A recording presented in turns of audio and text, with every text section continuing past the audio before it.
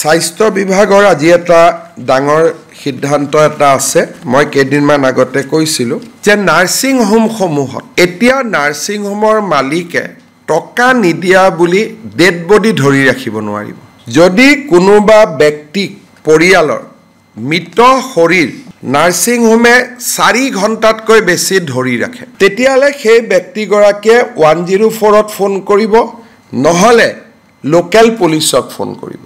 The dignity to the dead person is paramount. কোনো dead body তেওঁলোকে মৰ্গত পইচা নিদিয়া বুলি ৰাখি থ'ব নোৱাৰিব। টকা পইচা যি আছে তেওঁলোকে চিভিল কেছ কৰক, কিবা কৰক, টকা উভতাই লওক, কিন্তু ডেড বডি হিউমেন ডিগনিটিৰ কণ্ট্ৰেৰী হয়।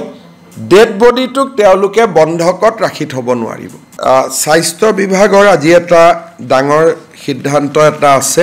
মই কেইদিনমান আগতে কৈছিলোঁ যে নাৰ্ছিং হোমসমূহত এতিয়া নাৰ্ছিং হোমৰ মালিকে টকা নিদিয়া বুলি ডেড বডি ধৰি ৰাখিব নোৱাৰিব।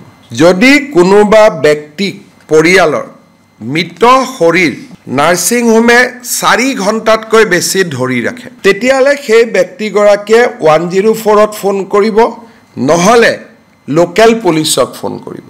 The dignity to the dead person is paramount. কোনো ডেড বডি তেওঁলোকে মৰ্গত পইচা নিদিয়া বুলি ৰাখি থ'ব নোৱাৰিব। টকা পইচা যি আছে তেওঁলোকে চিভিল কেছ কৰক, কিবা কৰক, টকা উভতাই লওক, কিন্তু ডেড বডি হিউমেন ডিগনিটিৰ কণ্ট্ৰেৰী হয়।